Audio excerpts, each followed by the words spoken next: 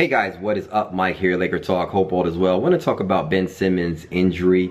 I want to touch on Brandon Ingram's weight gain, or to talk about him needing to bulk up and gain weight. And I'm going to touch on D'Angelo Russell and my thoughts on his future in terms of, you know, I like his game, his type of game, in terms of having a long career with minimal injuries, you know, knock on wood.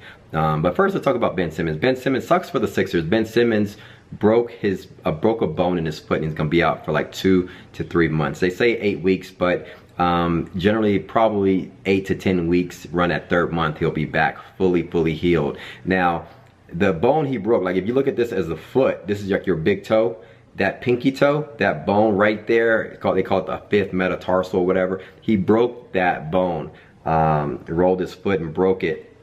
Sucks for him. This is the same injury that Kevin Durant had, and this is the same injury that, I'm a Buffalo Bills fan, that Sammy Watkins has. And Sammy Watkins right now is having trouble with the same surgically repaired bone. As you know, I think Kevin Durant had injuries on this, or surgeries on this, twice. Now, it sucks because doctors say that it sucks for them, for the Sixers, because doctors say that there's like a 7 to 10% chance when after you heal and you're ready to go and you're putting, you know, torque on this surgically repaired bone, that you can re-injure it, right? There's a 7 to 10% chance, something like that. And so it sucks for the Sixers. I joked around saying how this franchise was cursed, but I don't wish injury upon anybody because I believe in karma. But man, it sucks. Joel Embiid got hurt before they drafted him. Jahlil Okafor got injured late in the season last year, and now Ben Simmons. So I hope Ben Simmons gets better soon. Hope to see him out there. I think he a nice strong body type. He's a beast. He does have that LeBron James sort of style, you know, point guard, 6'10" frame. So hope to see him back. I really wanted to see what he can do. He put on about 33 pounds in a short stint, right? He got drafted at 217 pounds. He came into camp at 250. Now, Timmy Glover, I believe his name is Timmy Glover. He's the trainer for Michael Jordan and Kobe Bryant for years. He sent out a tweet saying that he thinks the weight gain, with the weight gain in that short of stint, added to this risk of injury.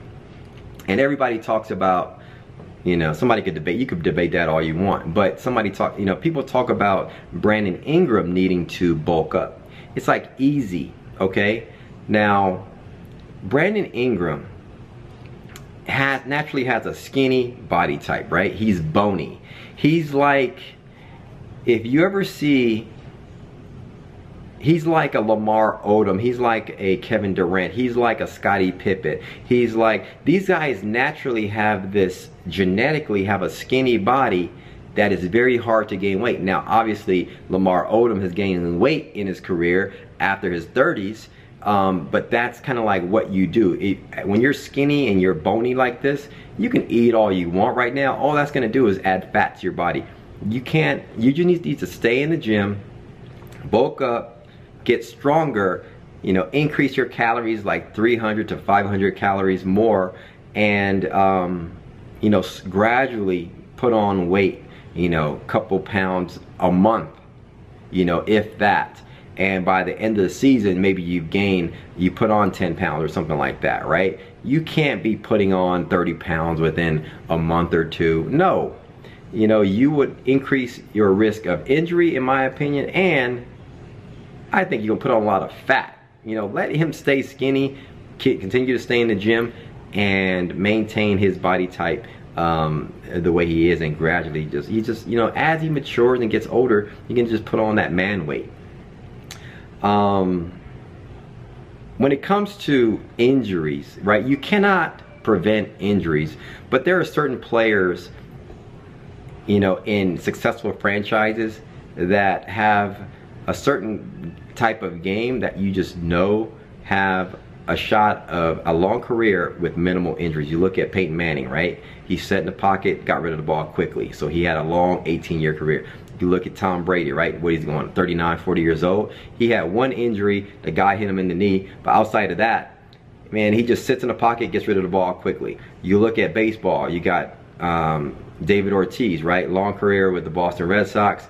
He doesn't run into walls. He doesn't dive. He doesn't, you know, do any of this stuff. He just hits the ball and go. And he has long successful career. Look at the Dodgers. Couple guys. You got Adrian Gonzalez right at first base. He's a guy that I'm just thinking of guys who are important and valuable for your franchise, but have a long career of, you know, being consistent, but lacking of really like long-term injuries, right? He just stays in his pocket, stays low to the ground, you know, hits the ball, doesn't slide head first, things like that. But you got guys in the outfield, Puig, right? He runs, he's like a freaking, he's 260 pounds or whatever. He runs like, you know, he's Bo Jackson, and guess what? Injuries. Bo Jackson, injuries. Matt Kemp, when he was with us, with the Dodgers, injuries. Let's go to basketball. Derrick Rose, you know, high impact guys, knees are gone, MVP days are over, right? I was just looking at this guy, I think his name is Dennis Smith Jr., a guard, I mean like a phenom, right? Coming out of high school, busted up his knee, tore his ACL already. He was similar to like, not Derrick Rose, but he was similar to like a Westbrook type, and busted up his knee.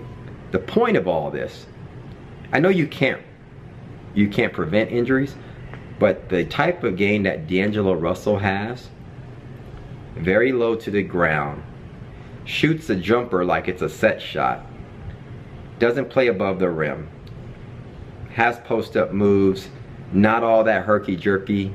In my opinion, when you have a superstar, on your franchise, and we believe D'Angelo will be one, you need them to be consistent for a long period of time, 7, 8, 10, 12, 13 years, in order for your franchise to be good. I believe we have that in D'Angelo Russell, based on his type of game, based on his play, and the way he plays. I feel, knock on wood, and I'll knock on wood, that he's gonna have a long career with minimal injuries. Everybody's gonna tweak something here and there, but he's not gonna have these high career ending type injuries, in my opinion.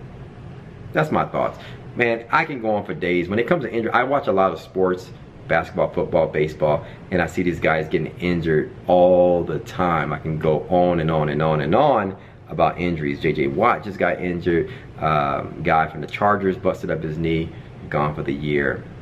So many guys getting injured. It sucks, but I hope that we stay injury free, the Lakers that is, I think our guys are set up. We gotta watch out for Julius Randle. Hopefully he gets a mid-range and he can limit his risk of injury based on the way his game is. Hopefully Larry Nance Jr. can keep his weight down, and him flying above the rim and playing above the rim, hopefully he can keep his injuries down to a minimum. That's my thoughts. Hit me up in the comments below. But I think our core guys are good. Hit me up in the comments below. Let me know your thoughts on injuries and what you think about all the things that I said. Thanks for commenting, liking, and subscribing. And as always, guys, follow me on Twitter at MikeSportsLA. Talk soon. Peace.